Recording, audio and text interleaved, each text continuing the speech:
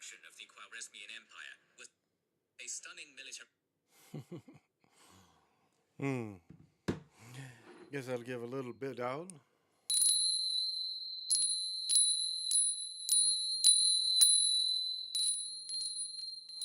To the east. No, it'd be to the east, to the north, to the west, and to the south. And then my personal protection. Give you a little bit of the perfect fifth.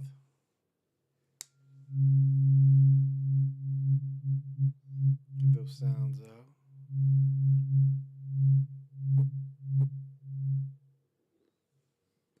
Activate me. Activate me.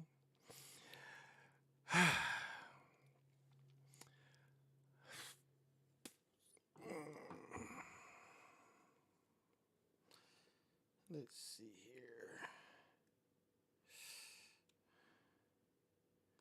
Check it out. Oh my goodness, I just got back from the movies. And okay. All right, everything's cool. Yeah, just got back from the movies. Saw everything all at once. I watched it again when it first came out. I tell you what, I one part I got out of it is this reality might be considered like we're all, or the general people are all living their worst, like the worst version. You know, it's like we're living the worst versions of ourselves, which in most of people, if you haven't sold your soul, that could very well be true. That this is not the best version that you could be. And that's kind of what I got out of it. I mean, I understood the probabilities and possibilities.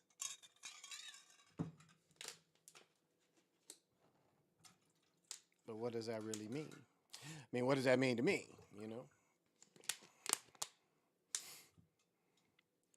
When I have to, or when we all have to adapt, adjust, adapt.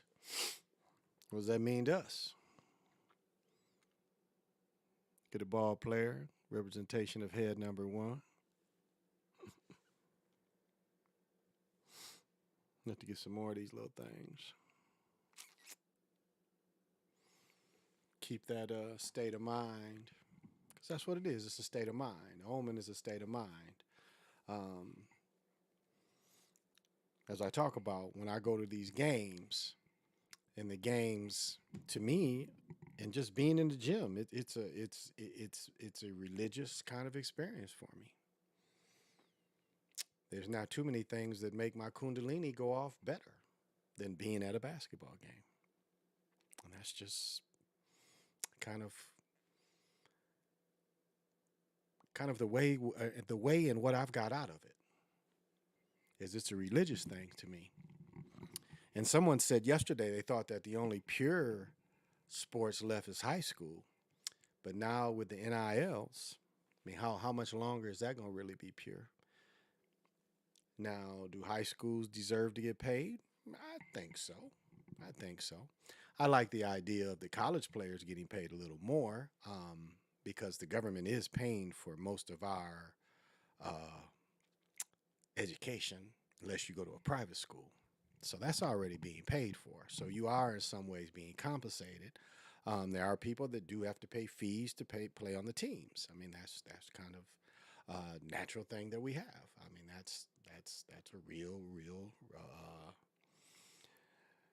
And so, as the old saying goes, if there's a betting line on the game, then the game is compromised. It's pretty. That's it's pretty simple. If it's a compromise, if it's a betting line, the game is compromised, and there's no other way to get around that. And so there's not hardly any real sport. You have to catch glimpses of it, as I've talked about before, when they have the 3-point shooting contest, or no, yeah, the halftime where they chug it up from half court. That's still real. That's still the love of the game. One place was given away for half court shots.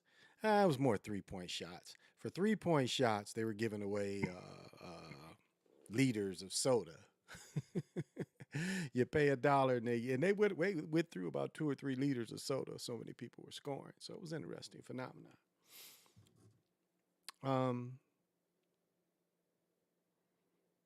When a player knocks another player down and he helps him up, that's still real.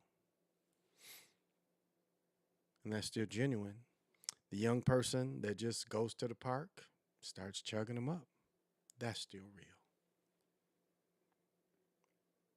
And so we each have to find what we can hold on to relate to sports. So sports become sacred to all of us.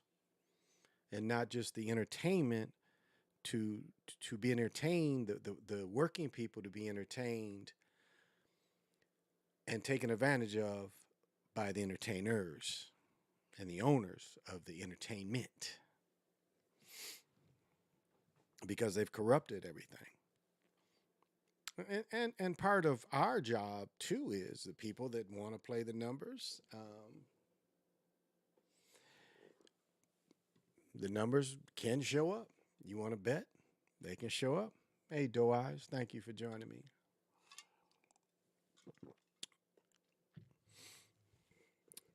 And I even think you can, with all the inline in live betting, that's, I think, for the numbers guys to see how good your numbers are if you can make these bets during the real live games. And that's where you geometry specialists, can you do that? I mean, we see you winning a few things, but can you really gauge it during the live play to make the live bets other than just winning and losing? Because there's live action bets. And that's where at some point we need to make it so uncomfortable for them that it's got my face looking all red. I might not even need this. Whew. A little better on my eyes. My face ain't all shiny. But that's the part that the geometry people need to figure out, where you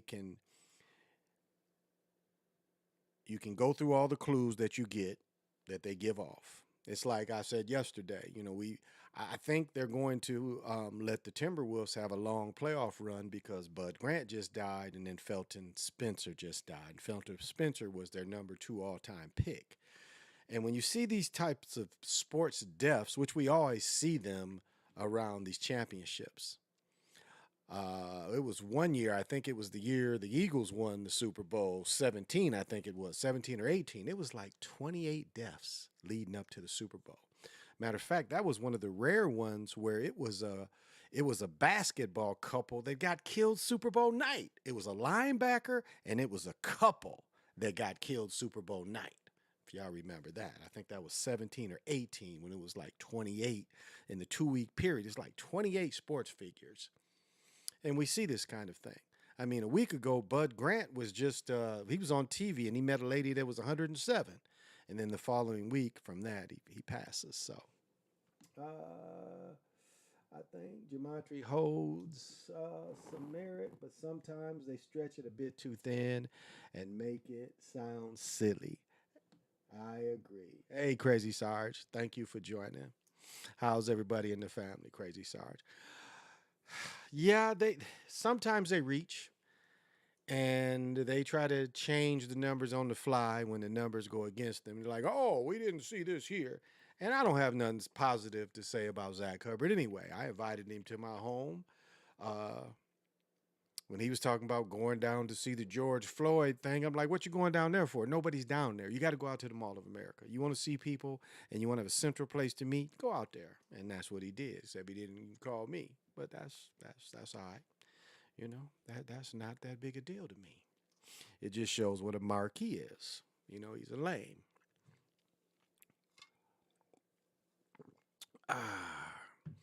He wants followers. uh, oh, good. Yeah, yeah, yeah. Everything is going wonderful. I know my brother had a little batch where he wasn't feeling good, but I think he's back feeling better. He's back up and around feeling better, and hopefully September he'll be coming this way. So heard from him. He's doing good, doing his own thing. They took him off. They took him off of YouTube. Um, and it's hard to gauge that kind of thing. It's like the people that they take off, just like when they took my first channel off. It was like the middle of it, doing this, the middle of my life. They just just killed it. No strikes, no nothing. It was just like we're just gonna kill. We don't like what you say, and we're just gonna kill your streams and all the thousands of videos that you made and all the music you collected since 2014. Yeah, just get rid of all that. And that's what the Alphabet company does. And that's what we have to put up with doing business with them. Save our own work and play within their rules, I guess is how it's supposed to go. We play within their rules. Because the day they cut my channel, they gave me like $700. They gave me $700 and then they cut my channel that night. Now you tell me, make that make sense. Man, I'll tell you where I've matured. I've matured a lot. Uh, gosh, I had chiropractor today, which I also had acupuncture. And right now, instead of having surgery on my right arm, I'm getting therapy and I'm getting acupuncture. And so, my daughter's mother calls, and then she calls twice because, acupuncture, you rest about 15, 20 minutes. And I'm waiting, and, her mother calls me, and I'm getting acupuncture, so I didn't have the buds in because he had music playing. So, get a second call in. She calls again, so we get in my car, I'm ready to leave. She's like, something happened to my daughter. I'm like, what? And apparently, a little boy slapped my daughter. Now, I don't have a very good temper. I kind of am a hothead in some ways, but I knew I couldn't go up in there and just jack everybody up and beat this child up. I just couldn't do that. It's just not how it works anymore. But I was up to school. They were surprised to see me. And so I talked to the principal. They told me that, um, my daughter didn't feel devastated or anything. And what? But I was like, why didn't you block it? That was my first question. It's like, why didn't you block it? And she said, well, somebody had called her, so she had turned. And when she had turned, but she owned this. She said that she was teasing the boys because they was missing. And they play a game. It's like where you shoot from the free throw line, and the first one that makes it. It's called lightning. Simple little basketball game. Starting off, she said she won 3 times in a row because she made 3 in a row when it was her turn to shoot the free throw. Went in.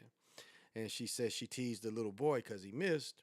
And the little boy, when she wasn't looking, he smacked her. So I'm up at the school like within 45 minutes of this happening because my chiropractor is up to school. And they were quite surprised to see me. So I talked to the assistant principal. I signed it out. I signed my daughter out. My daughter doesn't want to get out until she doesn't want to go to her 7th hour because 7th hour is the time she has with this boy. He's in that class too. So I sit here, and just to tell you how funny people can be, I sat there for an hour. And then finally I was about to leave because I knew school was about to end within an hour. And I was like, well, she didn't come down yet. And, you called her and she didn't come down. I sat in this school an hour, and the lady, the secretary said, oh, I didn't call her. Now, she didn't know the whole event, what happened to my daughter, but normally when people are at the school for a long time, someone says, can I help you? None of that. I sat there like I was, like they sent me to the office. That's how long I sat in that school. Like they sent me to the office. So, but my daughter wasn't devastated and everything, but she has a little cousin that's the person's age, so that goes to the well, that can get to that school. So, what do you say? Yeah, oh, for sure. Zach is doing it for the money and attention. I think I think his earlier stuff was actually trying to expose the thing we're living in. Yeah, he's kind of flip flopped because he used to always talk about them peoples. And over the years, he don't talk about them peoples anymore. So yeah, I think he flip flopped as well. I think he flip flopped um, because they want to blame everything now on the Jesuits, and the Jesuits are a big part of it. But the Jesuits always work for them people. Now I've got a book behind me called Isabella. Isabella is the only person in history that really put her foot in them people's ass. In a different kind of way than supposedly what Hitler did. Isabella never made an agreement to send 20,000 people to Israel. But they don't like you to know that. They don't like you to know that the Nazis and the Jewish faith people was working together to take the Jewish faith people out of Germany. They don't like that information getting out there, but you can look it up. But Isabella gave them no quarter. I mean, when I was a boy, I've said this many times. When I was a boy, it was Inquisition movies all the time. Remember, they was fighting a war with the Moors. So you wasn't seeing the Moors on the rack because the Moors was fighting their ass in battle. It was them peoples. You would see them in the rack and they'd be stretching them and shit and torturing them. And if you looked at who it was them peoples they was doing like that in movies. Now, you won't see these movies anymore. But see if you can find Inquisition movies anymore. And you know that's who they going after. The people that never told the grounds. That's why I was watching, I watched the money channels. And what's his name? Thomas, the Uncle Tom. I mean, he got a black face. Thomas Sowell. I know Brother Nick likes him, but his soul couldn't be whiter. When they asked why, when they said, why do people don't like the Jewish faith people? He says success. He didn't say anything about them, the cheats that they've been in and the way they cheat people everywhere they went. One of their biggest things back in Europe was to go to a kingdom and try to cheat the king out of his kingdom. Do a loaded dice game, fraudulent cards. I mean, that's the kind of, they were tricksters to try to trick people out of money. That's the thing in Isabella's. When you look at them in Spain, they never worked the land. They didn't do anything but profit off of others' sweat and toil, money lenders. And when they were forced out of Spain, one of their people that was a Aganazi, Portugal Jewish faith person, this was Christoph Columbus. Cristol is one of his names. And Jewish faith people paid for him to come to America because they needed somewhere to go. So, finally got divorce papers yesterday and they signed, now ready for the mail. First thing tomorrow. Well, outstanding. Congratulations. Who is Isabella written by? I don't have my glasses up here, but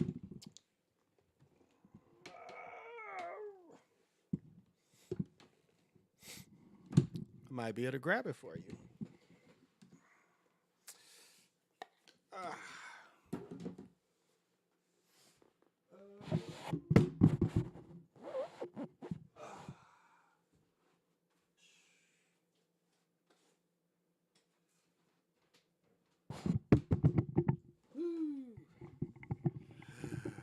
Yeah, this tells the real deal. This book here gives you the real deal. It does not. It tells you what she thought about them peoples. Matter of fact, when they first went into Inquisition, they was boot to ass, as Sly likes to say. They was boot to ass. It was so bad that the Pope had to come in and say, "You guys." So it's like after 2 years of just boot to ass on them peoples, and other countries wasn't taking them. Spain rejected a bunch of them, and again, they couldn't go to the ports because Guyana, I think it's Guyana, Spain, they were fighting. But it's William Thomas Walsh.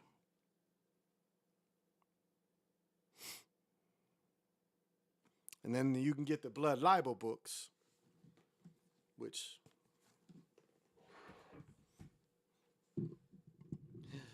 Blood Libel is up to you. Because there's some traditions that go behind it that they try to say they don't do, but you study this blood libel stuff, and again, it seems like they got a lot to do with that kind of thing. Some shit in the water.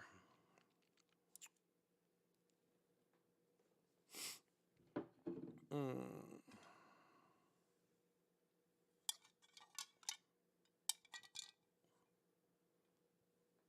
Damn, what was that?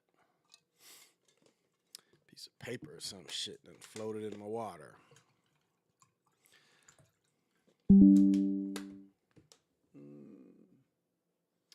Yeah, I don't need all that.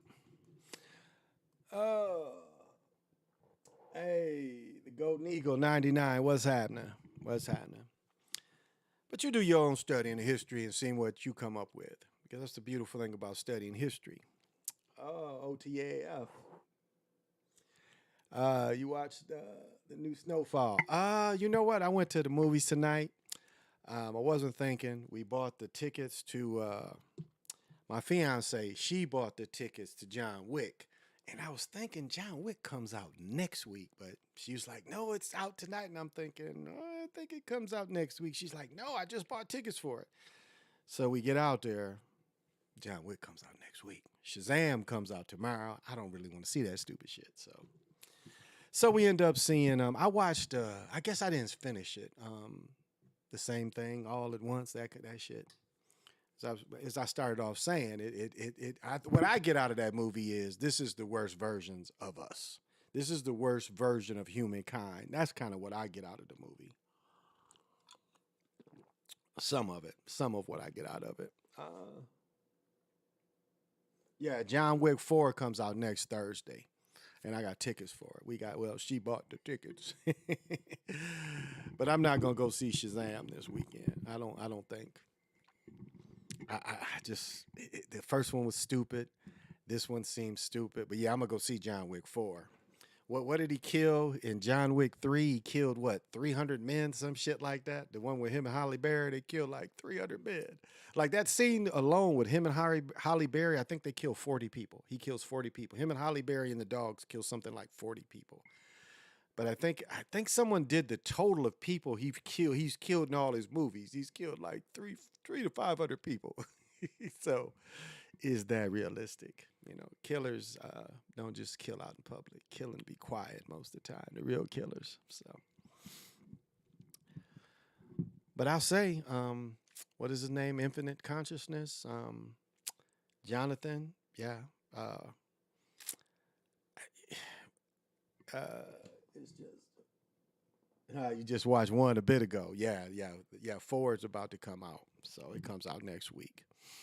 And, I go to movies like every week pretty much. Matter of fact, we went free today because we've had passes. Let me tell you, we went to the movies to see some noir, some 30 shit where the people is just like smoking every 5 minutes. I mean, literally every 5 minutes. The movie should have been called Cigarettes because every 5 minutes somebody was smoking, but it was a 30s, the Malone. If anybody remembers Stacy Keach, he used to play a character called Malone. And that's what this movie was about. But they didn't have any heat in the movie theater. And so the movie was whack. Wasn't no heat in the movie theater, so they end up giving us passes and shit. So we went today to see. So the movie we see, so we bought the tickets to Wick, but so the other movie we got to see for free. Had a couple drinks and then went to see the movie. I forgot that movie was 2.5 hours long. We went to that movie at 8. Well, we got there at 8, so we was there. We didn't leave until 11. So because we thought the John Wick movie was at 8, so we end up being there from 8 o'clock to 11. So,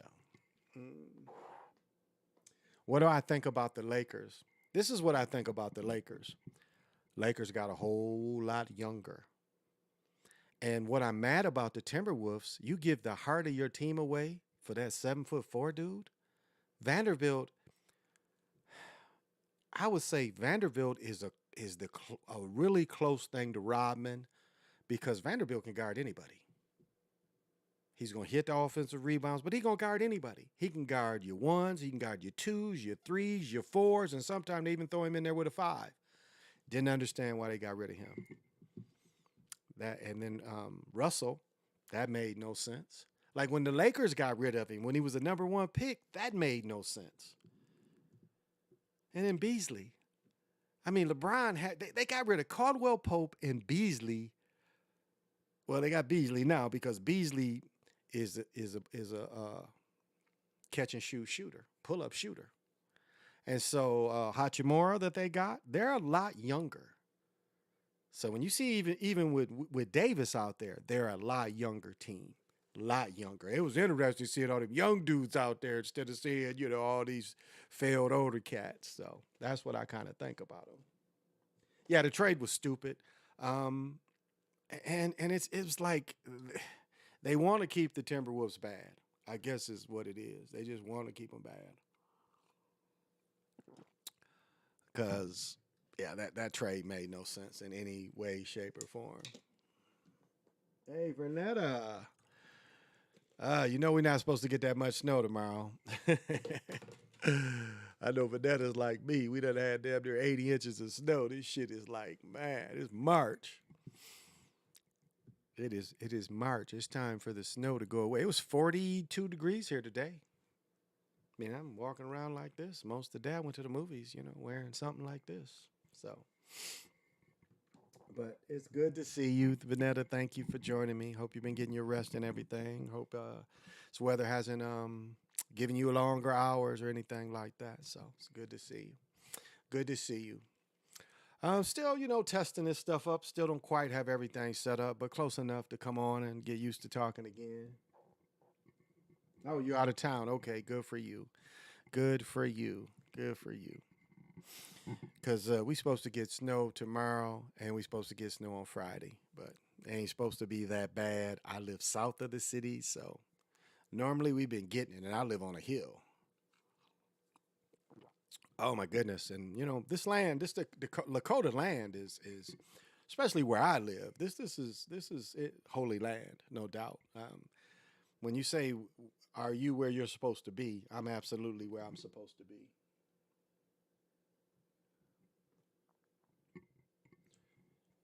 And there we go. There we go. And I'm doing what I'm supposed to be doing. And so if you and that's how you all should feel where you're at. I mean, are you doing what you're supposed to be doing? Are you living where you're supposed to be living? And that's it. It's like as I was watching that movie, one thing to always remember too is be here now. You've heard me say that over and over again because it's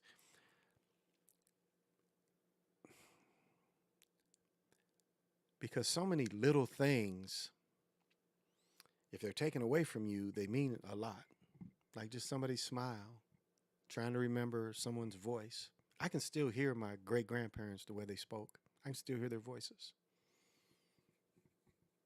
My grandmother, my grandfather, both sides. I can still hear their voice. And that for most that goes away. With these people that ain't around, that kind of goes away. So, oh yeah, we got what was it? 3 weeks ago we had 14, 15 inches, something like that. It's some parts of this area when you would drive around, the snow banks are so high, like the people that have the big driveways, the snow banks are so high, and then when they had to go through the streets and push them, yeah, it was like really running out of places to put this snow. It was so much snow. 80 inches in the winter is a lot of snow. Um, well, my father's parents the Macons come from Mississippi, Macon, Mississippi. And they started from Virginia. There was two twin brothers, Josh and Jacob. A lot of the Macons don't say Jacob's name, but two twin brothers moved from Mississippi, and when the land or moved from Virginia, and as the land got cheaper in Mississippi, they moved to Mississippi and married two twin sisters whose maiden names were Brewers. And it appears like the Brewer family is some type of Blackfoot. Now, looking at the Macon family, probably Sapani, but a Eastern Woodland connection. Now, my Ampey family we trace back to, well, the earliest person that we found in the family was a dude named Nama Fouchette. Let me see if I have that right here.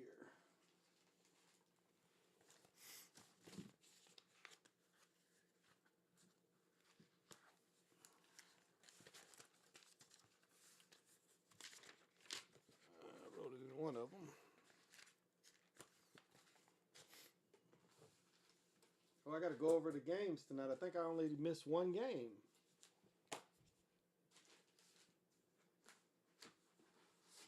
Ah, here it is. Yeah.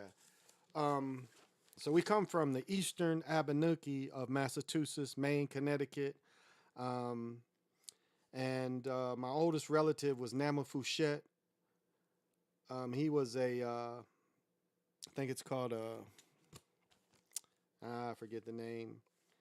But yeah, Nama Fouchette, who died in 1619. And so he was born in the 1500s. And so that's where my mother's family originates from.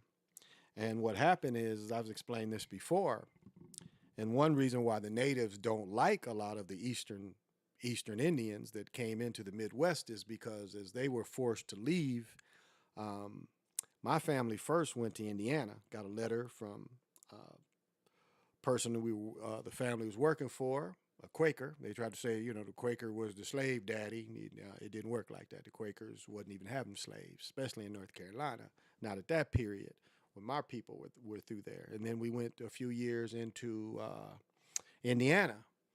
And then after successful harvest got ran out by the Indiana Europeans and the Mennonites, Quakers, basically. Yeah.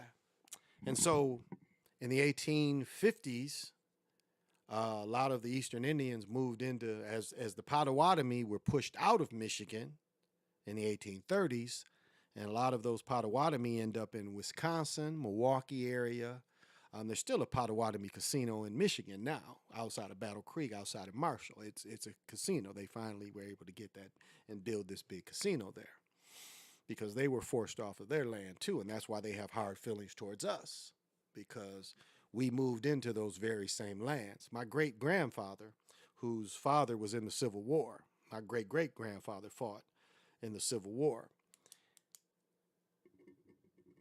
And so, yeah. And I mean, my great-grandfather had a big collection of Indian heads because he was living on Indian land.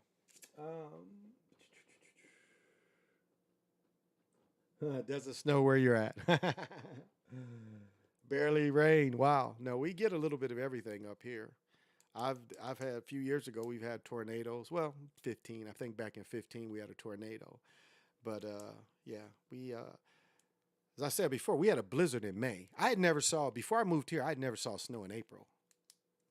I think the latest I ever saw snow in Michigan was January, February, maybe March, but never April. And then I lived in North Carolina for 7 years, but never saw snow in April, May. Here, we had a blizzard. We had 15 inches. It was like 15 to 17 inches. We had a snowstorm in May. Now, it melted the next day, but still, that's a lot of damn snow. But one thing that I like about living here is my great-grandfather lived to be 91. He lived his whole life in Michigan in the winter. His daughter, my grandmother, lived to be 91. She lived her whole life in Michigan.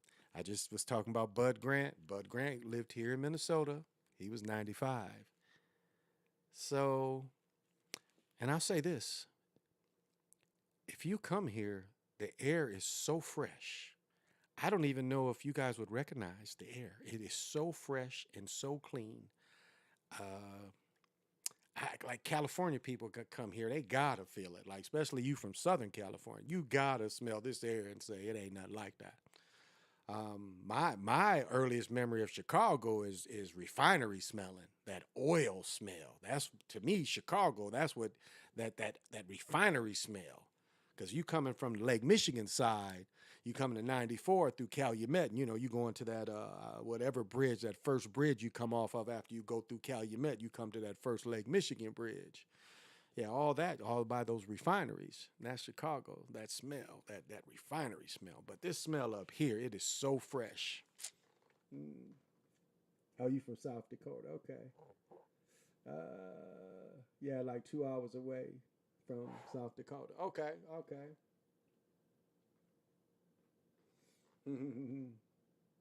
Yeah, you wouldn't last. But see, I like it. I like dressing up. I like the winter coats. I like wearing boots. I like all that. So uh, I was shoveling. I mean, I hurt my back shoveling, but I was shoveling. I mean, it was a lot of snow, and I just like being outside. It's my time to be outside and be on this hill. And I don't know, like this was this whole hill, and even the big hill they made for the skiing. I mean, this was a holy spot leading up to the lake. Um, and so all this area here is kind of magical area. And so I feel, what is the word? I feel honored to live up here where I live because the area is so spiritual. It's a very spiritual area where I live. This hill is very spiritual. Um, yeah, so that's why all my stuff is amplified up here. So I'm very thankful for being up here because everything is amplified. But it's a good spot for me, and that's really all y'all how you got to be is like the key is to know your purpose in life, and are you doing and chasing that purpose? That's the key. And like I don't even know how. It's so funny. I guess now it's kind of a thing, and this is no knock on anybody. This is just being observant. So I guess the thing is to let other people do work, and then you criticize their work. That seems to be very popular now. So people do work, and then you criticize and break down their work. That seems to be a trend now. Which okay, no knock on anybody. I mean, that's interesting way people put out things, and there are a lot of other ways to look at the things people put out.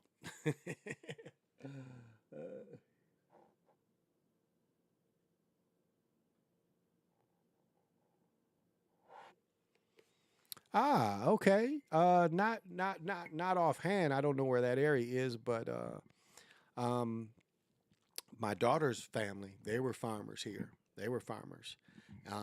Yeah, they were farmers. Yeah. So yeah, it's very common thing here in this part of the country. A lot of when they gave a lot of this land away, like you read of how they made a treaty, like near Rochester and the border, and don't you know they gave away the whole state? They took the whole state of Iowa for these Lakotas.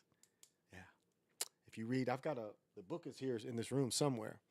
Yeah, and they took the whole state of Iowa. Um, like you study some of these underhanded ways that the Europeans have taken the land, and it's amazing. Like to take Georgia and Alabama, they pretty much got the tribe drunk.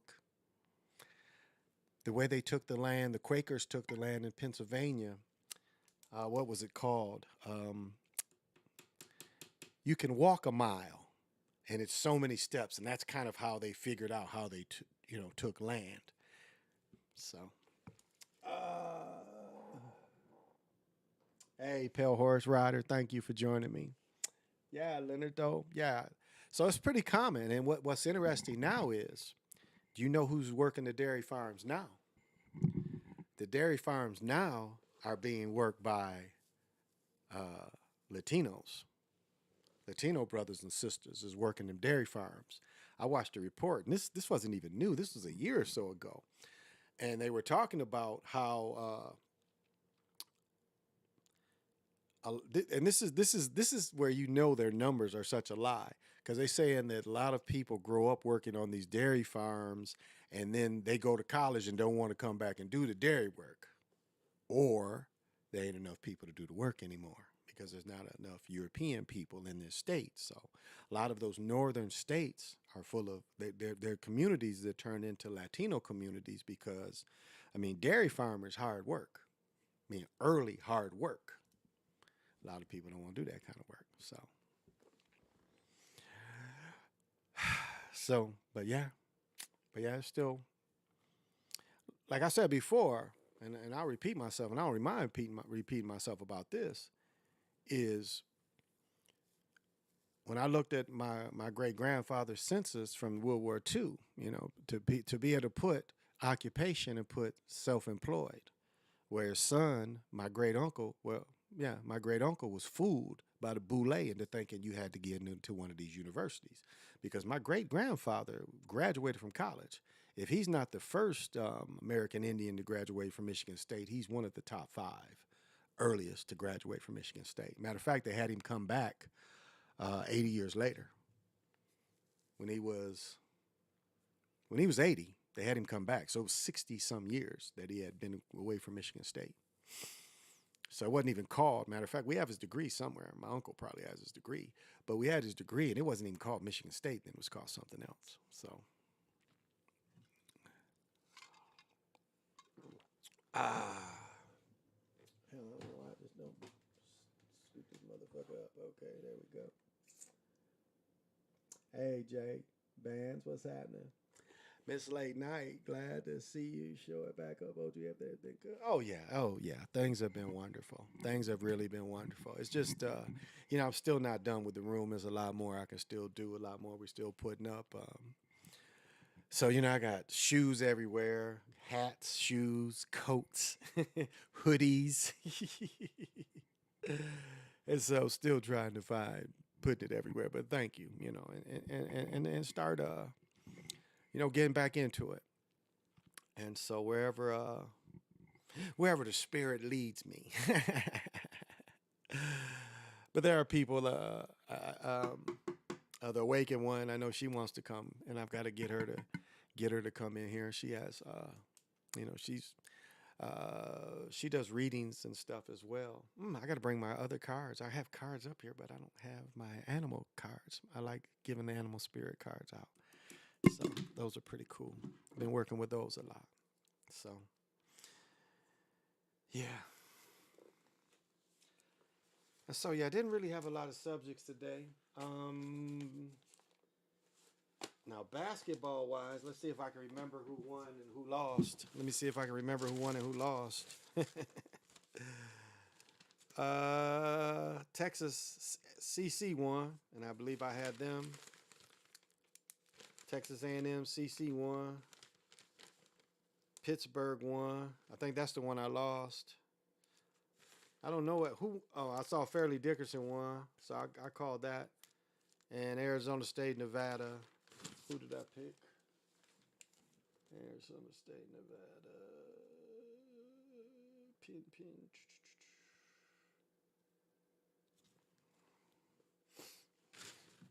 I think I picked Nevada on that one. So who won that one? Who won between Arizona State? Oh, I can look.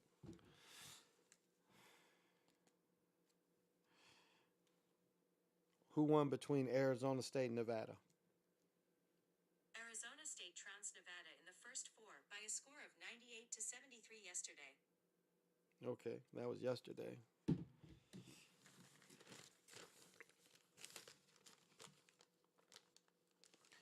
And I picked Nevada because I saw Arizona State play and they got trounced. Who did I watch Arizona State play by? Indiana. Indiana put it on. No. Excuse me. UCLA. And UCLA blew them out. So didn't have much faith in them. But that's who actually won. So we had, so I went 2-2. And then the first games open up 1:45 tomorrow. So Alabama plays Texas Christian CC at 1:40. No, we got an earlier game. The earliest game appears to be Thursday morning, 11:15. See if there's an earlier game than that.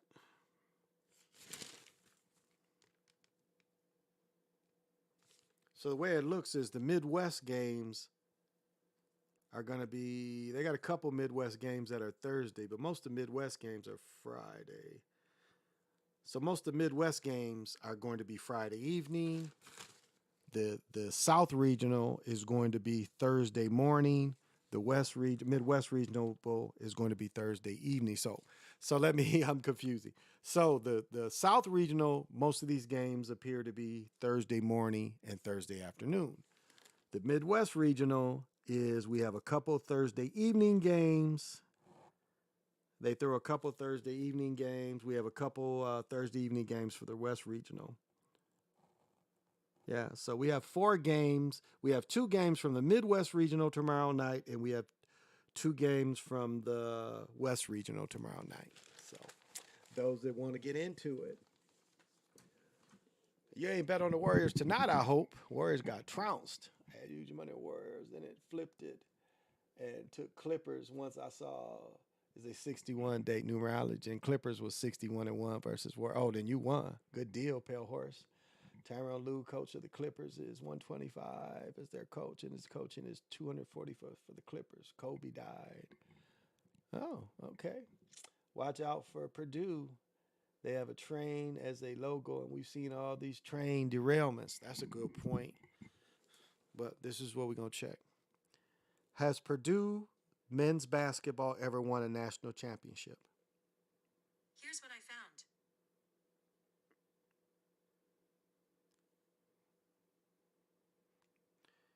Yeah, it doesn't look like they've ever won one. Yeah, Purdue has never won a national championship game. Let's see. 69 was runner-up. 69, 80, runner-up, Final Four. Yeah, so no. No. Purdue is not going to go that far. I think because my Final Four was the Zags, Kansas. My Final Four is the Zags. Yeah. I've got let's see. Yeah, I've got North Carolina State coming out the South. I've got Indiana coming out the Midwest. I have is it Kansas coming out? Yeah, Kansas coming out the West region.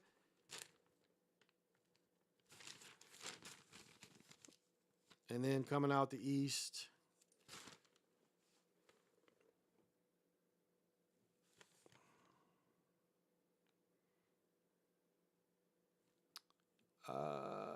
Indiana. Is that right? Indiana coming out the East? Where's Indiana? Houston. So I've got not Purdue. Usually I take Michigan State, but I know it's not going to be Michigan State this year. So yeah, I'm going to have to write this shit down better.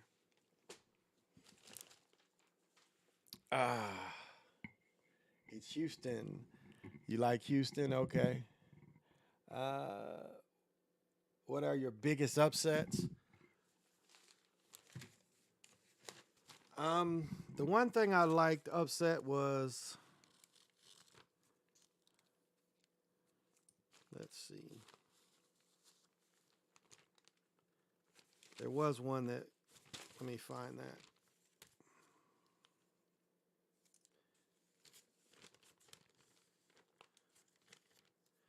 Iona UConn might be one to watch. Iona has a pretty decent team. Iona UConn might be an upset.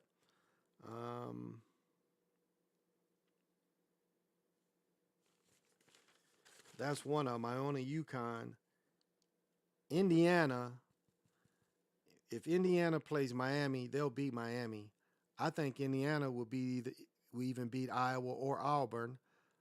And I think Indiana can also beat this Houston team. So Indiana coming out of that top bracket of the Midwest region, that's going to be a big upset to me. And now I'll tell you this one I wouldn't want to sit on is this Kennesaw State and Xavier. I wouldn't want to be that one. That's another one that's probably going to be kind of hard. Another team to look out for is St. Mary's. St. Mary's, whoever if they end up with UConn or Ionia, they're going to beat either one of them. St. Mary's could be a good team to watch coming out of there too. They might give Kansas a run for their money if they meet Kansas in Vegas. There was another one I like better than that one. Yeah, Charleston, San Diego State might be another one right here. Charleston, San Diego State, that might be one to watch as well.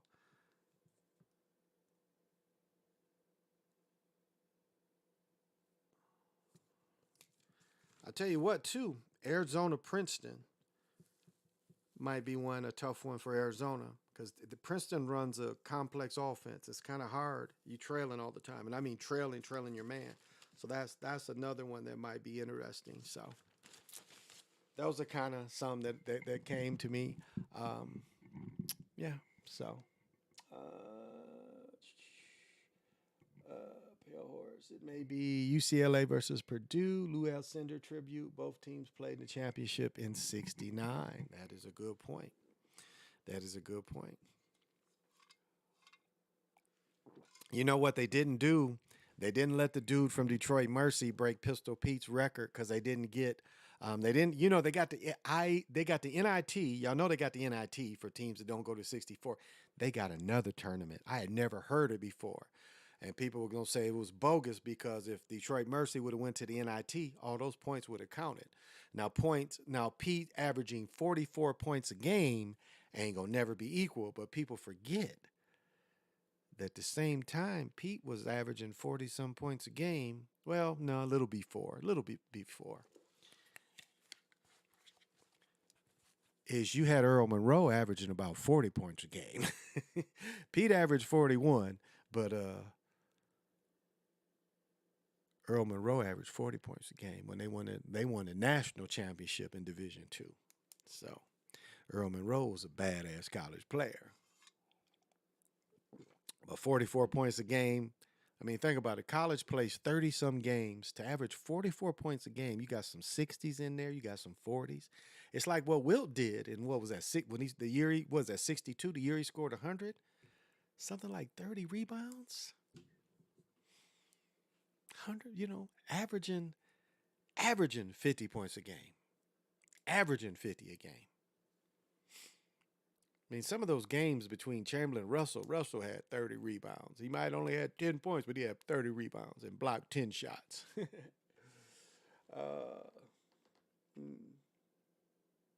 You think USC takes Michigan State? USC has a good team. When I saw that, I was like, wow, that's a good test for them. I go for Michigan State every year. This is his, 23rd consecutive year of making it. Yeah, that is a tough match for them. That is a tough match. I mean, for them, I'll say that I wasn't impressed with Marquette. We'll see. But I think Michigan State could get by Marquette. But that's going to be, if UCLA beats Michigan State, I think UCLA will beat Marquette too. Oh, excuse me. So we'll see how that goes. Oh.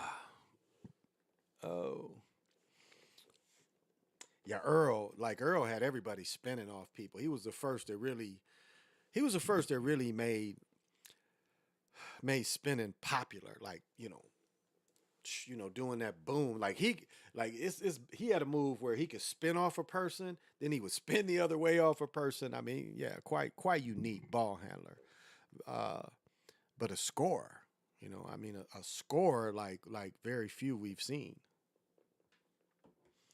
And it's a shame that people didn't get to see him play because he used to light up. He used to light up Walt Frazier. He used to light Walt Frazier up. Another one used to light Walt Frazier up was Phil Chenier. I don't know if y'all remember Phil Chenier played with the Milwaukee Bucks. Or excuse me, no. Phil Chenier played with Washington. He ended up playing with Alvin Hayes and Wes Unseld when they won the championship. Phil Chenier used to give it to Walt Frazier too. But them games between Baltimore and Knicks back when Earl was younger and Walt Frazier was younger, that was some great rivalries because Walt Frazier was known as a defensive player. So, ooh.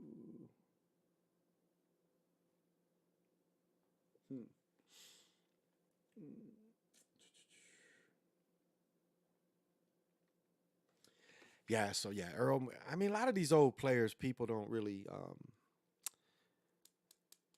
like. Are there some players that could play in today's game? Of course, of course. Um, but like, how many people could survive? Like you look at God, Maurice the Magnificent. That got flipped on his head. I mean, this guy was playing in the 50s, in 57, 58. Maurice Stokes was his name. Look up his story. He got flipped on his head and developed what they call the sleeping sickness. You know, he had to be taken care of. Literally flipped him on his head. Went up to block a shot, and the dude purposely from the Fort Wayne Pistons. He played for.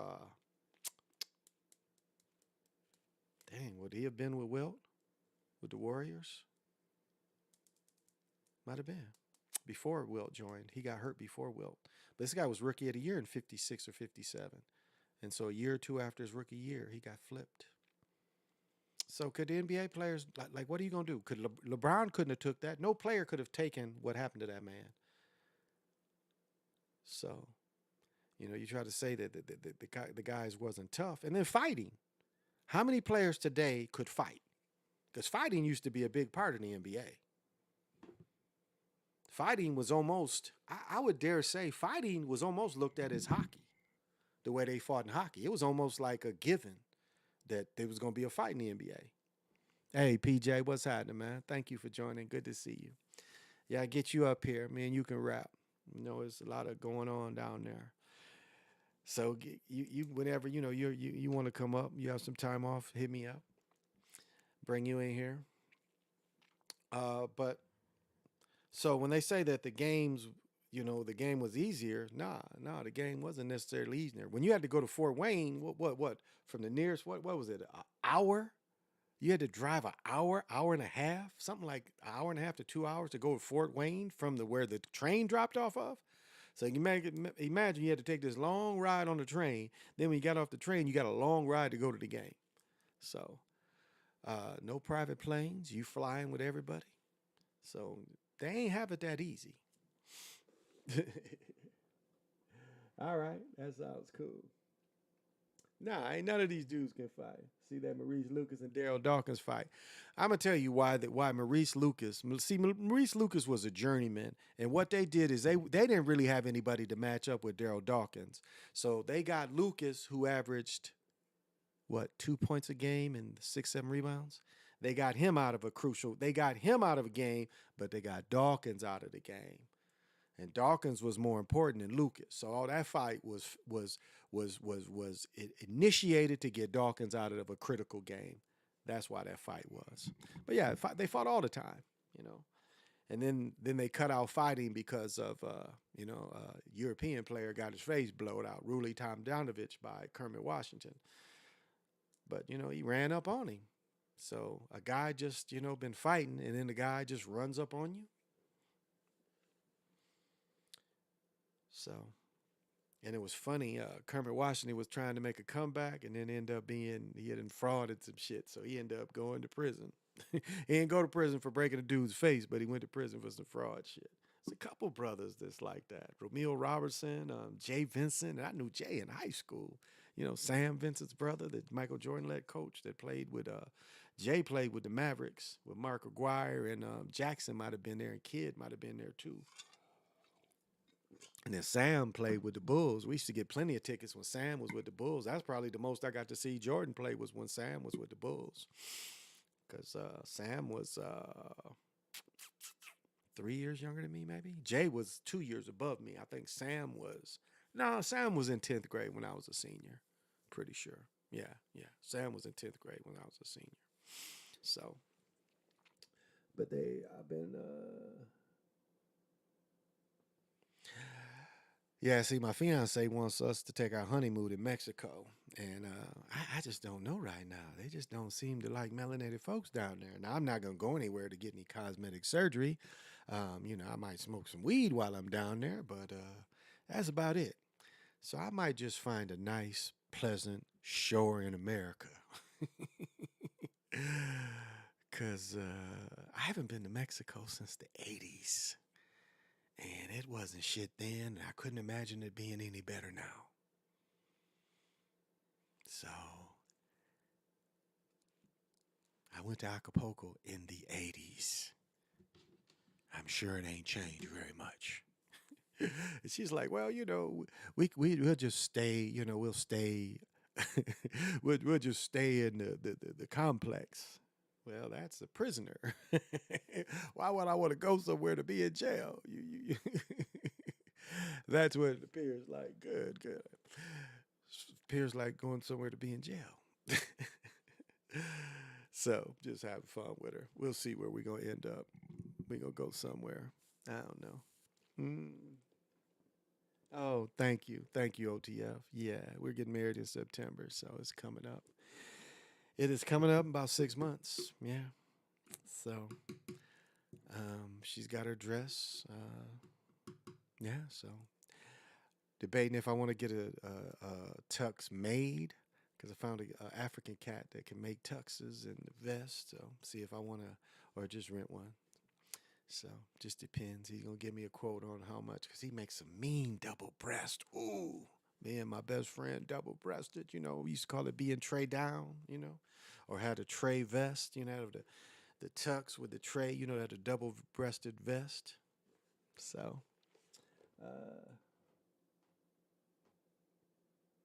Stacy Ray, how did you get my email? I don't think so. Where did you send it? I don't think I did. Because I've got a couple emails, so I don't think I got any.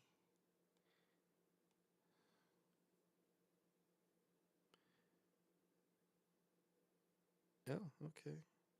No, I didn't.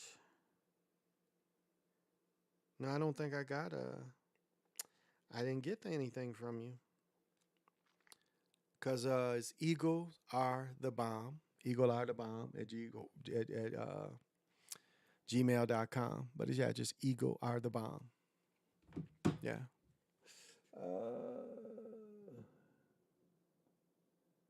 Yeah, John Wooden. Now, John Wooden was one of the rare people that was in the Basketball Hall of Fame as a player and a coach because he was an All-American at Purdue. And here's interesting about John Wooden. Basketball, after every made basket, there was a jump ball at the said teams. So if I've got this basket down here, we got the two baskets. If I score on my basket, it's a jump ball at my end on the next play. That's how they used to play. So you score, instead of them taking it back, if you taller, you can tip it. Now, if you watch Will Chamberlain play and Bill Russell play in high school, you could goaltend. I think even when Bill Russell was in college and Wilt was in college, I think you could still goaltend. We'd have to look to see, but there's games where you can see where there was no goaltending. Wilt just when one step jumped from the free throw line and dunked it in practice one day, and then they barred people that you couldn't go past the line. Wilt just did it as just fucking around, and one of the reporters saw it, and so they made sure the NCAA put that rule in. But yeah, it's interesting to watch Wilt play one of them games where he blocks every shot. Like every shot. When you could goaltend, you could block every shot. But of course, there wasn't a lot of people with that athletic ability. That's why the new rules put in. And that's why, like Will said, when they change a game, when they change the game, you've got to be considered one of the greats when they change the game. Because there was other people before Will. Think about it like this. Basketball was created in the, late 1800s? And up until the 1950s, you could goaltend. NBA started in 1947. So, and you watch one of his games where he doesn't let a shot go. Every one now and then he let a shot go. But it'd be like 8 shots come at him, he'd goaltend all up. And of course, they wasn't considered blocks back then either.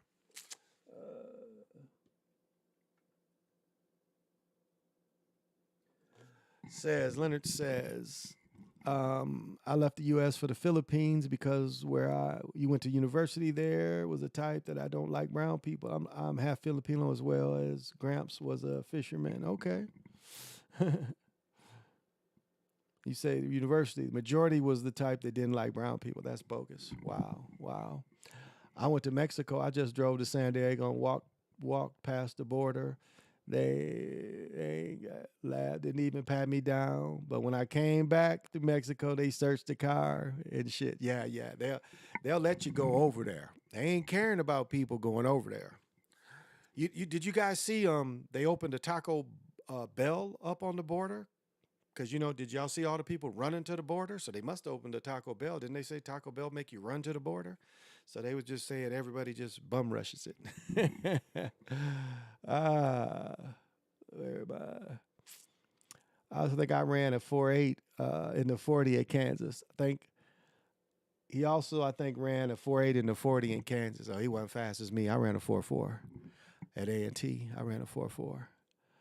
I just sent it. Okay, Stacey Ray, I'll check it out. You just sent it. Didn't Patrick Ewing have a game where they wanted him to go 10? Yeah, that's what the first couple shots when Patrick Ewing was playing Carolina. That must have been 81, 80, 81. Let me see. Magic won in 79. Louisville won in 80. Isaiah and Indiana won in 81. So it was the Carolina Michael Jordan 82? Might have been 82. And yeah, John Thompson told Patrick to goaltend the first 2 or 3 shots, which he gave him baskets. So if you look at the highlight, that's what he does. So just wanting your Sugar. Oh, yeah, my Sugar guy. Oh, yeah, I haven't ordered any. I got some in here. There's some in here, and here's a big cube.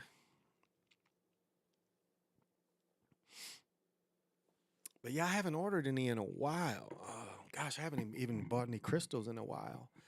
I know I need to go to the crystal store to get some selenite because I was going to send Sly some selenite and try to send him some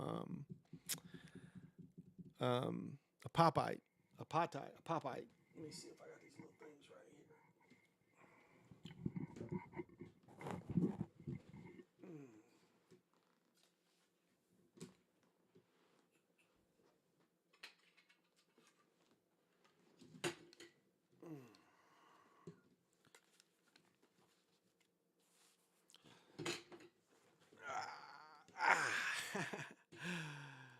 Yeah, because see, when you turn off the lights, the dark don't disappear. The light, when you turn off the light, the dark comes. And where does it hide? You know, when you turn off, you turn on the lights, then you turn off the light. Where does the light go? Or where does the dark hide? Where can the dark hide? Because the dark hides in the corners. And so you put this rainbow kind of thing in the corners, gives the dark no place to hide. And then I put this is black kyanite, and you can get this in pieces because you see how it's sharded up anyway. You know, you can get pieces of this. And so I put this in the corners too. So I put the potite crystals, and I put this black kyanite in the corners. And you put selenite in the windows. So it's kind of how you keep stuff from bothering you. So I need some more selenite. So if I can get some more of these, I'll try to get some more of these. I don't know if your local crystal guy has these. But yeah, Sugarite, I've drinking and work with Sugarite for the past since 15. So yeah, since 15. So probably Amazon. I got this Sugarite cube from Amazon.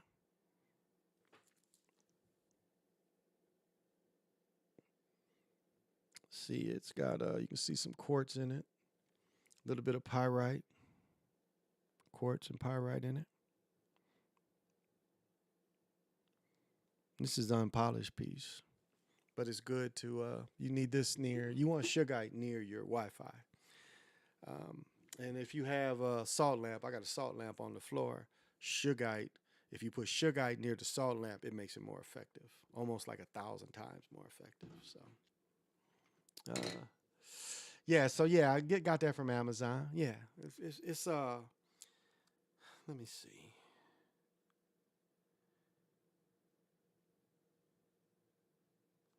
Etsy's got some pretty good. Let me see what my Etsy guy. Etsy has some pretty good deals on Sugarite too. Here we go. See where my Etsy because it's a Russian guy. Let me see if I can find him.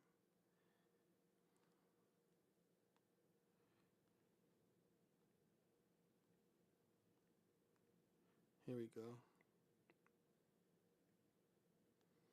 Shungite in the raw. Let me see. Where's my guy at? There's a couple guys I deal with. Let's see. Because I like getting it from Russia instead of getting it from Americans. I like sending it from Russia. So let's see. Let me see where it's coming from. Shipping and policies. Yeah, this right here is coming from America. Yeah, this comes from America. So I would just say try to find the Russians, because the Russians seem to give you better quality. It's more than likely mined. Like, I have to look into the one guy I get it from, because he actually mines this stuff too. Wow, they got giant pieces of this stuff.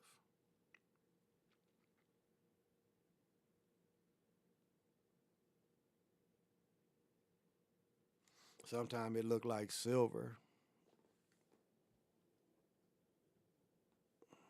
I don't know if that'll show or not.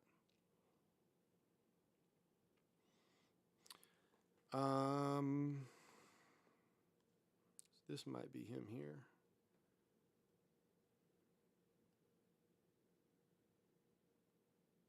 Yeah, this guy's from California. So I'm gonna have to look through it, because this is a guy that I get it from out of Russia. See where this comes from. See if this is from him.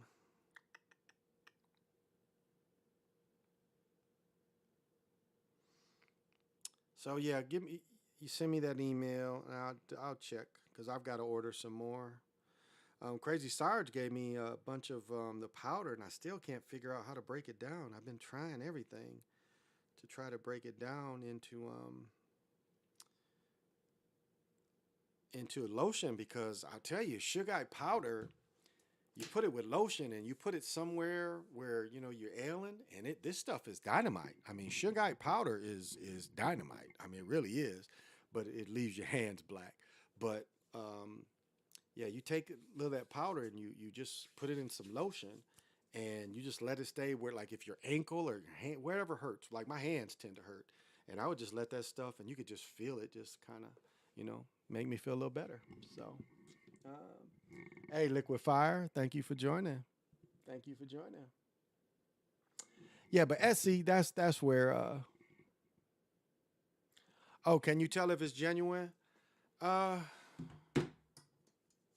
give you 2 examples.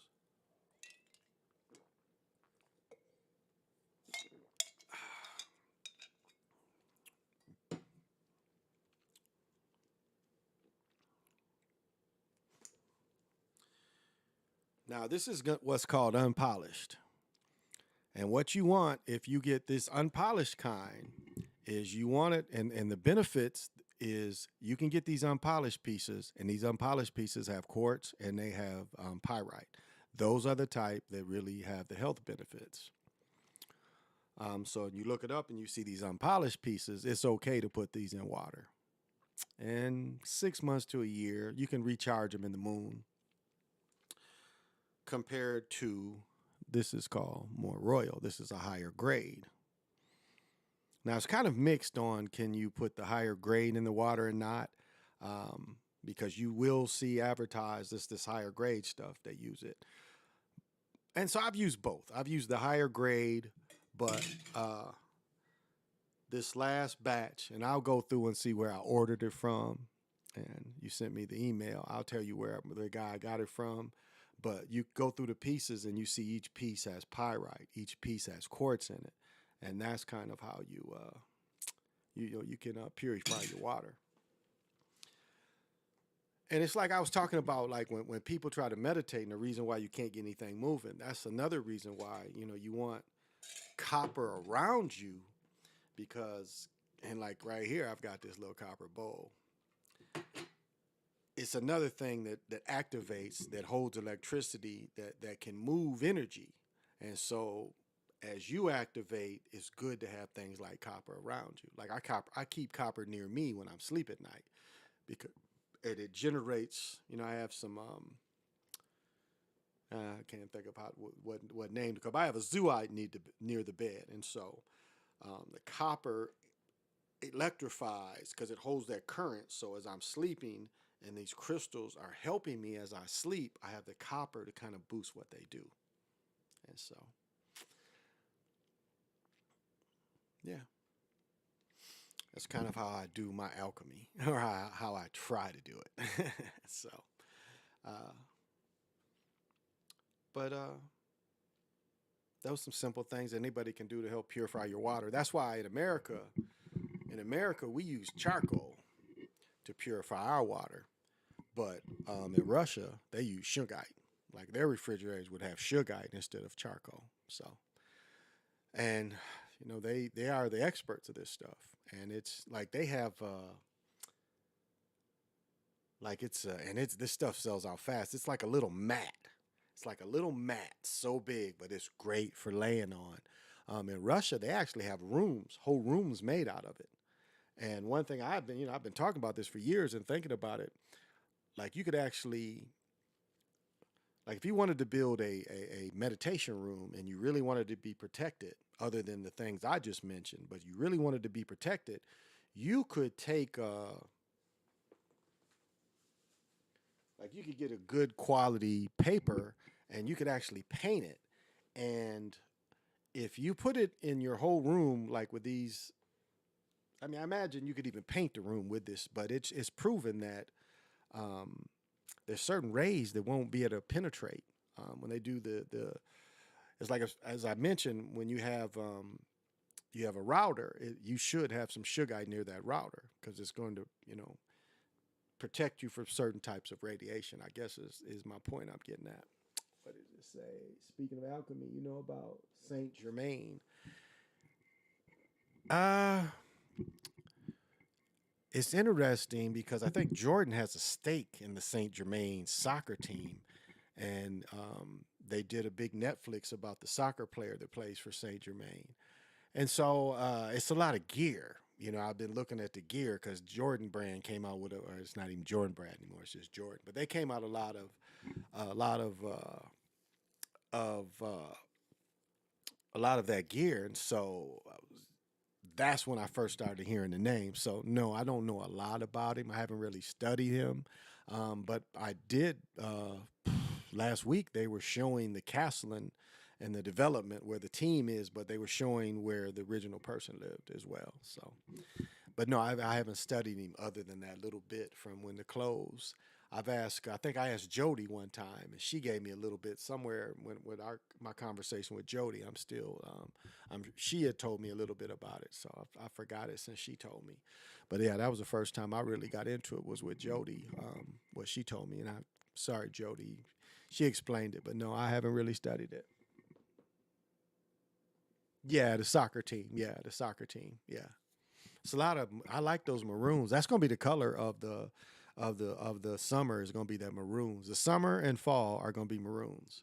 This winter was whites. I don't know if people got that. This winter was whites was kind of popular, but that maroon of that color of that football team, that soccer team, that's a hot color. That's a color that's you seeing a lot of combinations with that color. Those maroons, which I don't mind because that was my high school color. So, but yeah, that's the team. So that's the little bit I know. But it's a lot of gear that Jordan came out with, and I just didn't pull the trigger and get any of it. But a lot of that gear is in maroon colors. I forget if that's the team color, but a lot of Jordan that he released was those colors. So, yeah, yeah.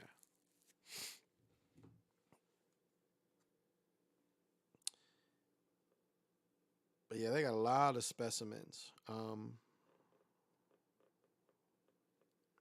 I just have to go back and look at my orders.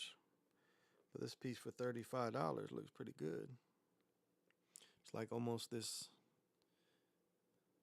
Kind of hard to tell if the kind of looks silverish because some shungite looks silver.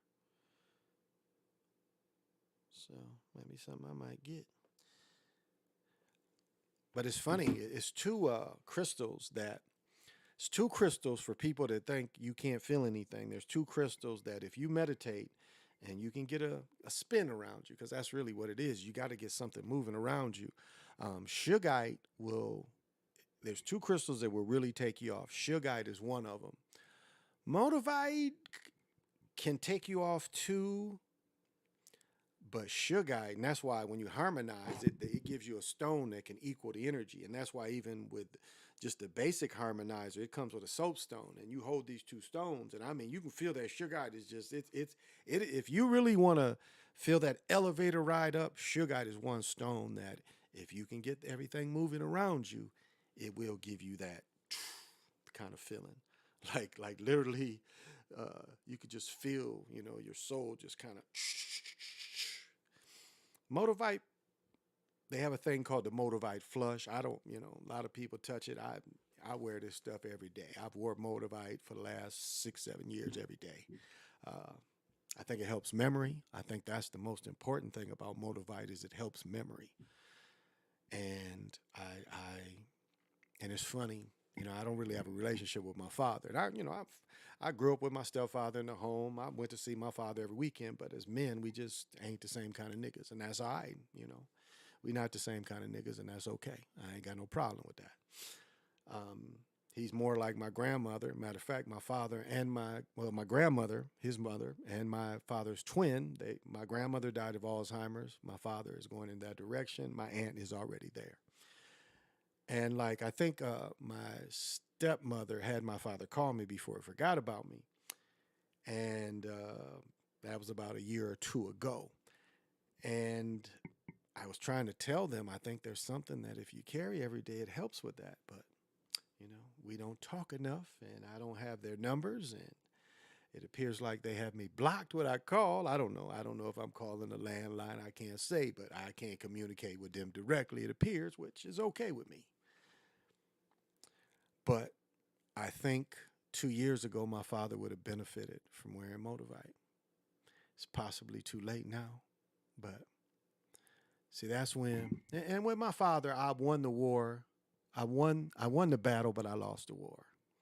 As far as my relationship,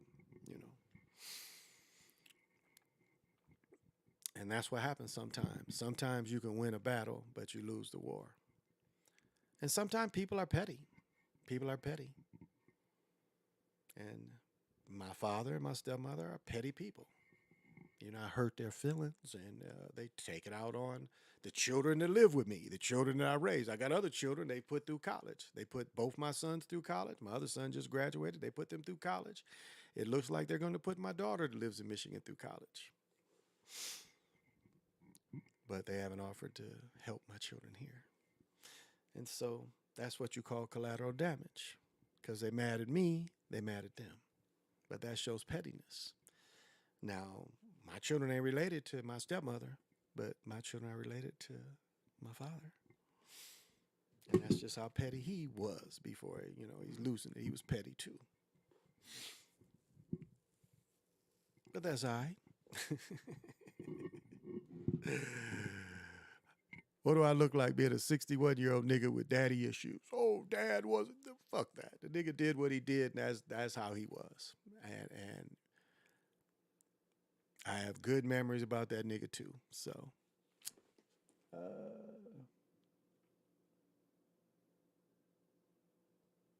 now I got to read that. Leonard says his dad is 94 and still sharp. What he does is fast for 12 hours and has a 12-hour eating window. Wow, that is outstanding. My mother is 82 years old, still works every day. Yeah, still works, still shops. We go out to eat almost every weekend. Friday, we're all going to see nephew play basketball, so she's going to the game. So at 82 years old, she's still doing it, So it keeps her sharp. But again, her mother lived to be 91. Her grandfather lived to be 97. Forgive me. My great-grandfather lived to be 97. Yeah. Because he was born in, I got the paper over here what year he was born. 18 some shit. So that's outstanding that your father's that old and still is sharp. And that's how when they showed Bud Grant, he couldn't walk. Like I told you, I met must have been a Korean vet. I walked up to him to talk to me. And this is. So I walked up to him. Hey, nice to meet you, Mr. So and So. Because you can probably catch him on YouTube because he threw a ball out for the Twins. They had him walk out. They gave him a brand new uniform and had him throw a baseball. But I went to say, "Hey, Mr. So and So, how you doing?" He was like, "Rah, rah, rah, rah." I'm like, "Okay then." I'll talk to you next time. And I think they had gave him a beer, so I couldn't tell what the old fella said. You know, he's American and everything, but you're like, "Oh, I was like, hey, nice to meet you." So didn't spend too much more time with him. It was kind of funny.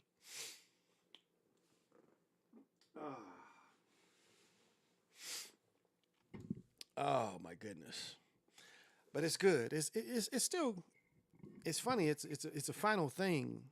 Like I haven't, I'm 61. I still have my parents, so I've still had both parents for 61 years, and my stepfather's still alive. He's had a brother and sister lose themselves to dementia, Alzheimer's. Yeah, his sister and his brother. So, but his oldest brother got to be 87, 88, and he was a Korean veteran. My uncle was in the Korean War. My grandfather was in World War II, and I have two. I have an uncle, and then I have a great uncle. So I have an uncle that fought in the Korean War, but my great uncle fought in World War II. And one time, my great uncle it was summertime. He was kind of nipping, and he always kept a 45 on the table. And after 3 or 4 nips, a guy walked down, and he went back into World War II flashback. And so we're sitting there, and all of a sudden he jumps up like he's seeing something. He's like, "There goes that goddamn Nazi." He picks up this 45 and starts shooting at this guy. And so, we all had to jump on him to make him quit shooting at this dude. And luckily the police or nobody came, but he's just shooting at this guy. He said the dude was a Nazi, so he had one in World War II flashback. But that's what he said. He's like, "What a nerve. This Nazi's walking right down our street." And he grabbed that 45, pow, pow, pow, started shooting at that dude. The dude, like, and so, yeah, we had to jump on the old guy. And he wasn't that old. He was probably my age when he was doing that shit, but he was drunk. But yeah, and I'll say this: he hated German people, and he hated Japanese people till he died. And that's most World War II vets. They couldn't stand and that's what they did dirty in Michigan when they built the industrial complex. Is they put all them Japanese companies. Well, Battle Creek is got a VA hospital, so it's a lot of vets there, and the vets was pitching a bitch about bringing all them Japanese up there. So, and can you imagine that? Why would you like the people? You go to people. It's like I imagine the way the gangs is. They always hate them people, and if you had negative aspects or negative things, you're gonna always hate them people. So I guess that's kind of the way it is. It's killing our people. I'm not gonna go too much longer, but still, every day getting stuff together. It's a few more things I need to get together and uh, philosophize. I think a lot of people don't like to philosophize. I don't think I have to make content off what other people do. I think I have enough of original, of just my experience. And there are things that I will give my opinion about.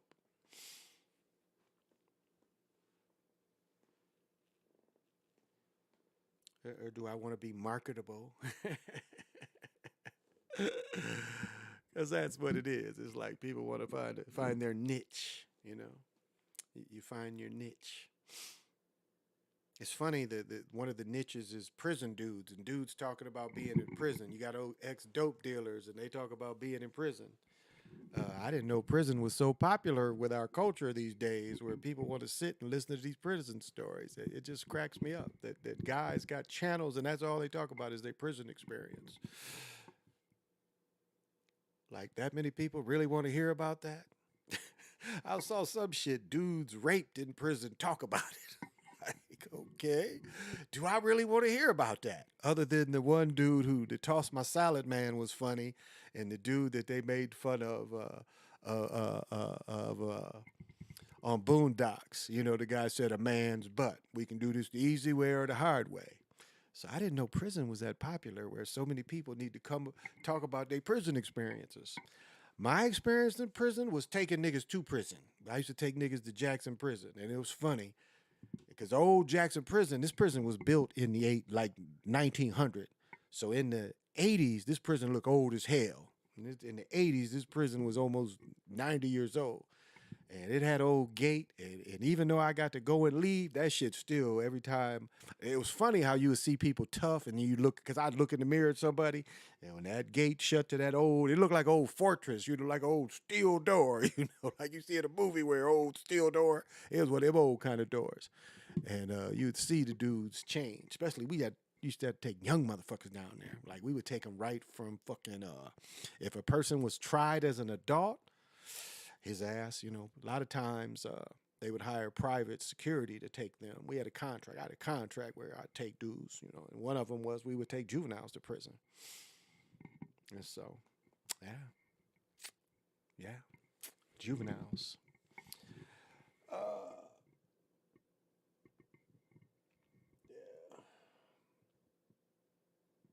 Michigan State with the shooting. That's a good point. That's a good point. That's a real good point.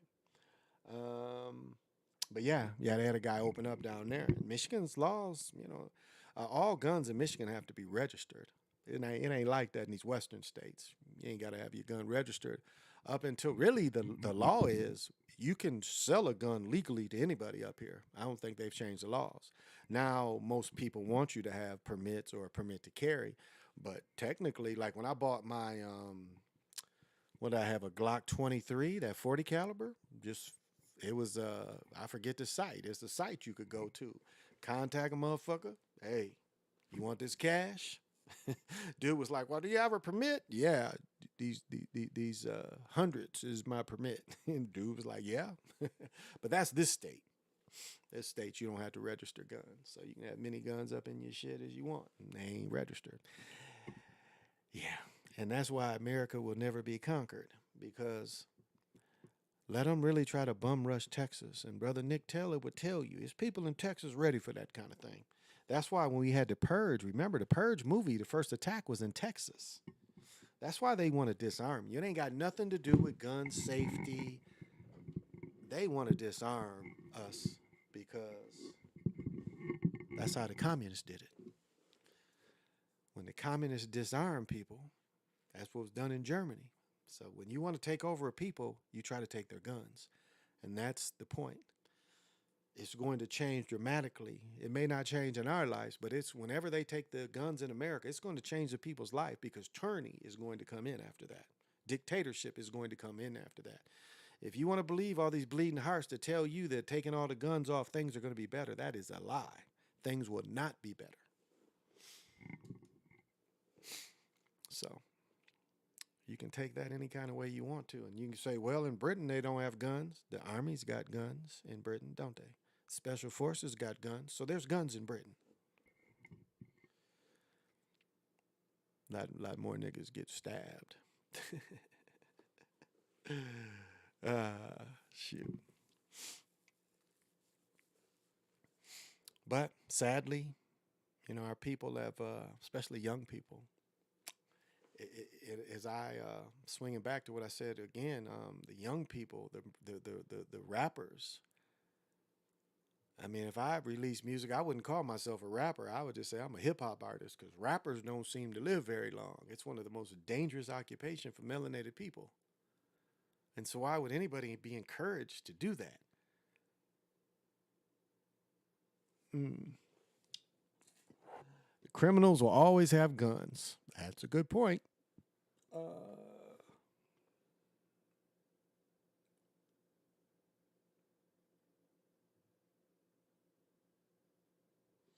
Oh yeah. Because a lot of times, what'll happen is, so when you're sitting down with your eyes closed, and you've got things moving around you, so you can get into the flow of the early astro, and a lot of times it'll come here, and this is something that Bomber I kind of got he hit me too, And so I am passing on his work. I'm one of a few people that say other people's work. Some people try to say the shit like it's theirs, but it's something that does work. And so what happens is it becomes off centered. And so it's not really vision, but like the place that you would call home, once you understand when you're going in the astrozone, your familiar place, I guess is the way to call it. But a lot of times you'll start seeing things like this, even though your third eye is here, and you'll have kind of lights back here, and that's one way you go through the path is a light turns on. Actually, they turn on here, but the first light will kind of turn on back here. And it's a light you could never turn around and look at, but it's like always right there. So just a bright light that kind of gives you a little vision of moving forward. But what she was saying, what you mentioned is a lot of time the scene will be over here, and you want everything to be centered. You want it centered. So if something you're looking at is uncentering you, then you can disengage and you try to recenter.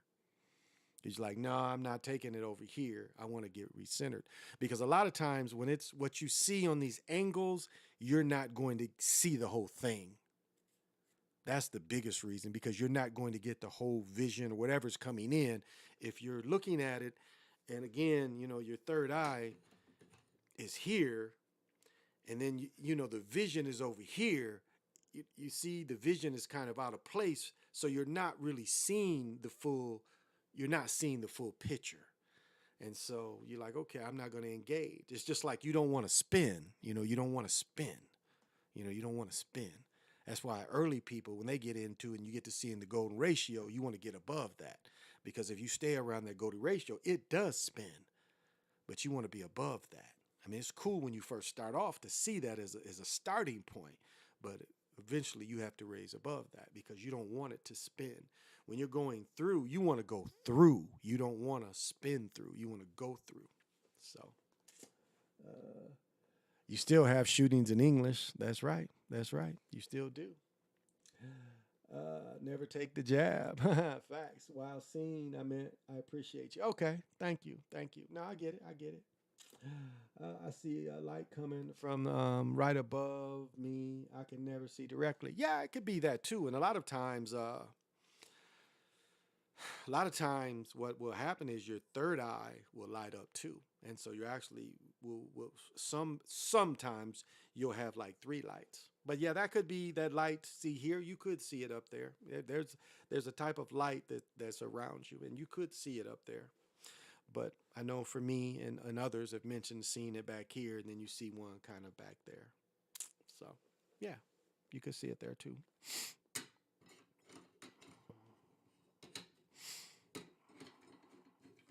And all you tech guys, I wasn't throwing any shade on y'all. I was just making you being aware that this new art stuff, it's not,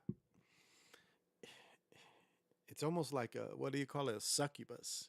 This is going to take some of your imagination away from you. So even though it's free and fun, and there's no shade into you tech people, because I think some of y'all took that as kind of, it wasn't that. It's just be aware of what you're working with. That's my point. Just be aware.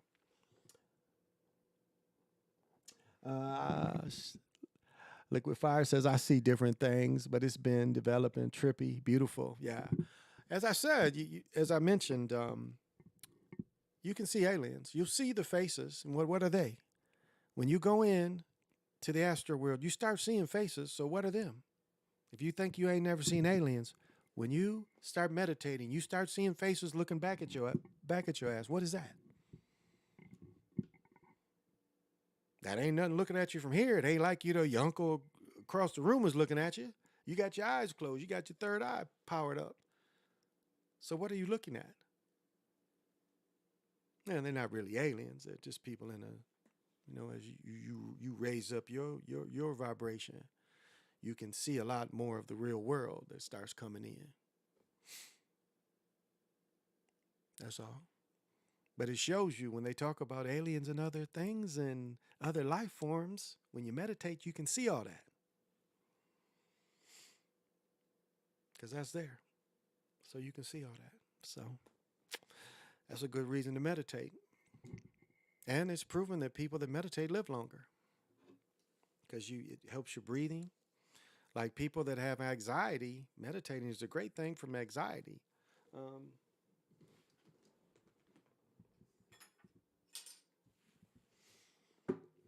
like if you have anxiety, you take one of these Shiva stones. I would say get the black one if you can. I mean, most of the time, for a long time, they wouldn't even let these come in the country. They were so, but these black ones seem to be a little stronger than the brown ones. But these are great for anxiety attacks. These are great for that. These can absorb. They're porous, so they allow in. Porous, so they allow in. And then when you're done, you just wash them off. But these are great for anxiety. These Shivas. And so all you'd really do is you would kind of any kind of egg, because this is more of a atom.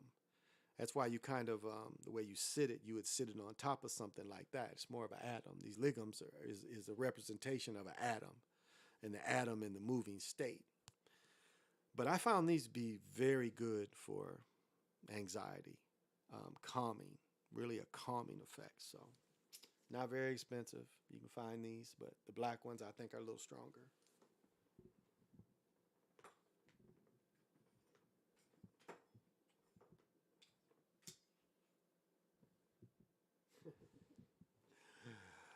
Uh, well, I'm gonna run it short tonight. I'm gonna go. Oh, ancestors. Oh yeah, yeah, yeah. Ancestors as well. And the biggest thing is you don't want to die and that be the first time you leave your body. That's it. You don't want to die and dying is the first time you leave your body. You don't want that. Because it prepares you a little more.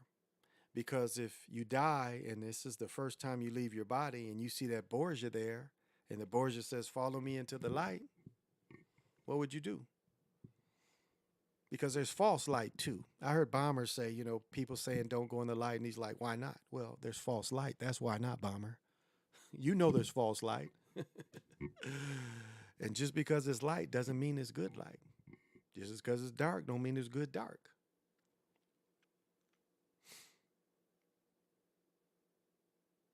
You have to make your own light in the dark. And remember, white light can be blinding. And it is not, all white light is not good. And you see that Borgia and he's trying to help you go into this white light. We don't want that. Or you see a relative. But see, as you're saying, if you see the relatives now while you astro traveling or you have visions and see the relatives, it's harder to fool you. Because most people die and they are so anxious for something to happen afterwards that they'll jump at the first thing that comes at them. And I said before, what is promised is something temporary. That's what's promised, and that's what it's going to lead you to. You get into this temporary white light and get your castle, and then one day you're sitting there, and I've said this many times, one day you're sitting there and some shit eat up your fucking castle. And you're trying to call, the Borgia, hey, Borgia, some eating up my castle. You didn't tell me about that part. You told me this is paradise. It can't be paradise if this thing is eating up my castle. And then you're stuck in space again. And it puts you in the same repeating pattern of your soul going to the first thing that it can stick on to, which is more than likely another parasite. So, somebody here at work tried to stab me in the back. Now they can't stand around me. They don't know I know what they did either. Oh, that is fire. My mother just found out. Check this shit out. So my mother had an assistant, and the lady was assistant for 10 years of my mother. She wanted my mother's job. The company wouldn't make her a manager. So this lady stabbed my mother in the back. And they kind of got my mom with age out of her old job. So my mother was offered another job. Like my mother got another job. My mother was offered another job. And she didn't want the job, but they asked her, well, do you know anybody else that's kind of sharp? She recommended this girl. And despite the fact that this girl had stabbed my mother in the back, my mother still was big enough to help her get the job. because the woman was going to get fired from the other job because the company was going away.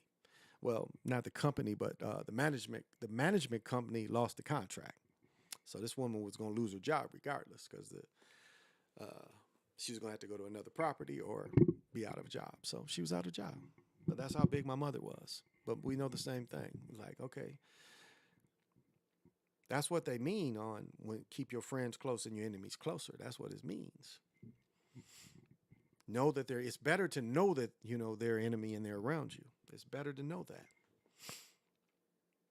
That's what that means. Know who your real enemy is. They can't stop it. There you go. They can't stop the cut to the cord or not cut the cord. Yep. To cut the cord or not cut it. Exactly. Exactly.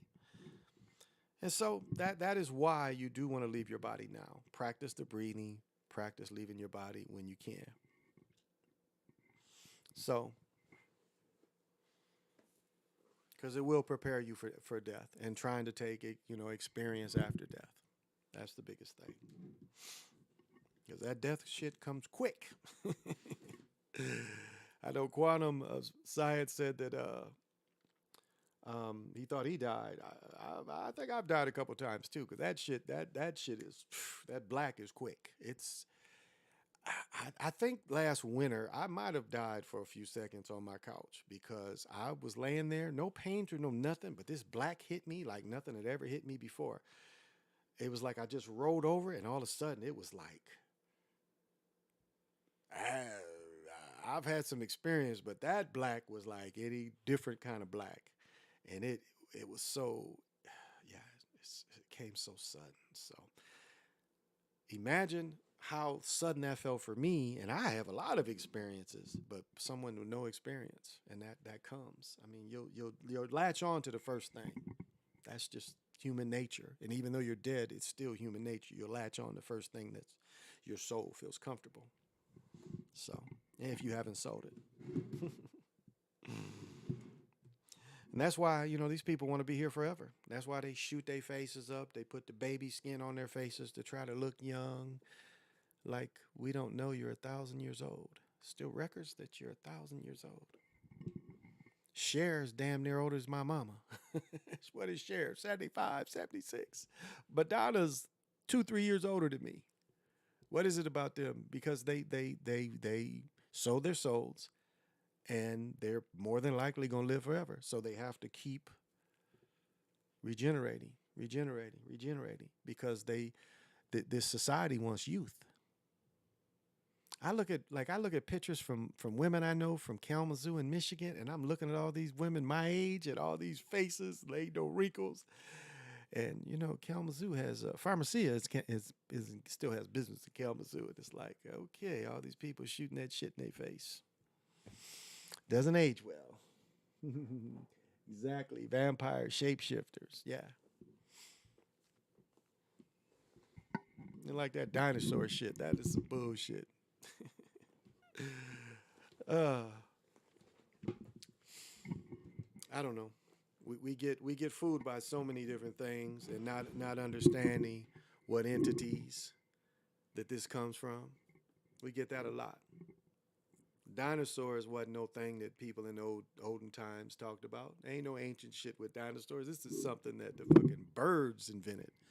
The birds are the ones that invented the dinosaurs. So they can look back and say, we was once mighty, these mighty big roaring lizards. And now it's a business. It's an industry. So don't believe in BS. And like the shapeshifters too. The shapeshifters, it's not what you really think. Like there are people that can, and I've witnessed beings change, but some of them they don't have to change. They're it inside. They're that inside, so they give the outer appearance. What was the TV series with the lizards? You can get the little dolls and shit. Now, what was that TV series with the lizard people and shit? But that's trying to tell you. That's trying to tell you. And then you get into Wes Paneri's work. You know, Wes Paneri claims that that the lizard people died. A little bit of what's his name that wrote the Cosmos. He kind of hints at that as well. Is that they lost the war? You know, when you talk about Placidians and shit, that they end up losing. They lost to what's it called? The white tribe. Pops calls this fake beauty nowadays. The devil's 10. Oh yeah. It's ridiculous. Seeing these women my age, ain't no wrinkles. Like wrinkles is a bad thing. It's not really a bad thing. I say the worst of women get old is the smokers. You know, you start smoking when you're 15. By the time you get in your 50s, you know, you can see them European women that smoke and the way they jaws got them smoking lips. It's like there's a lady, and this lady, she appears younger than me, but she looks older than me. And it's like she's got all them smoking wrinkles in her lips, and you know, I get gas and see her, and she still smokes. It's like you're not looking at your face. They say like one cigarette takes a minute off your life. And if you remember the first Doctor Strange, the ancient one says, "Here I am, trying to.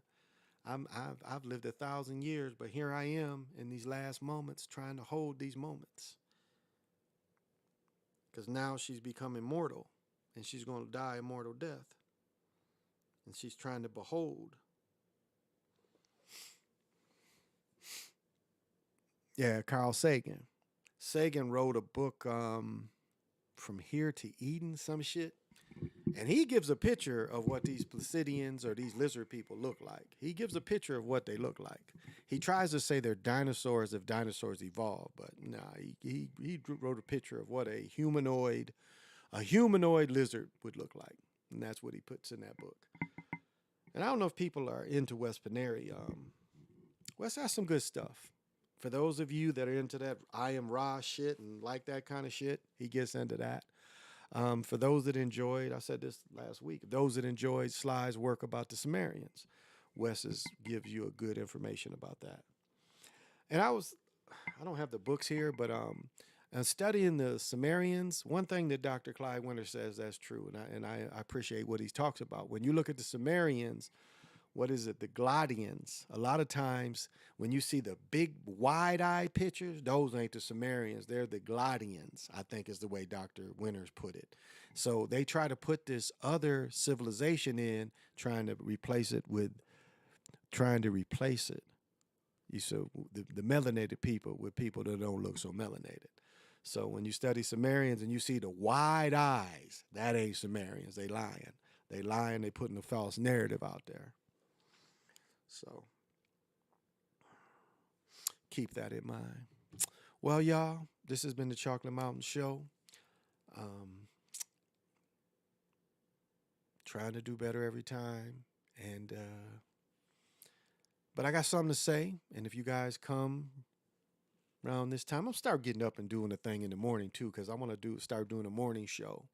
And once the weather breaks, do a show before I play pickleball. So I want to start doing a morning show too.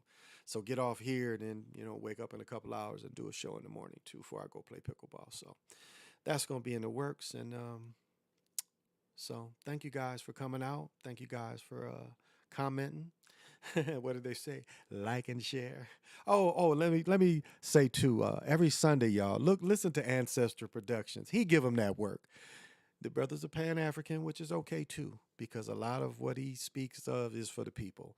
And so, even though we can disagree about that part, the way he puts the boot to ass, that's my man. So every Sunday, Ancestral Production got some shit that puts boot to ass. So if you like that kind of work, yeah. So thank you, everyone. And yeah, I should be on this time again tomorrow, unless I get talked into damn seeing Shazam, which I hope I don't. But I'll be on tomorrow. You can catch me late, 12 or a little later. So this has been the Chocolate Mountain Show. I appreciate each and every one of you. Thank you for coming. Till we meet again, say less.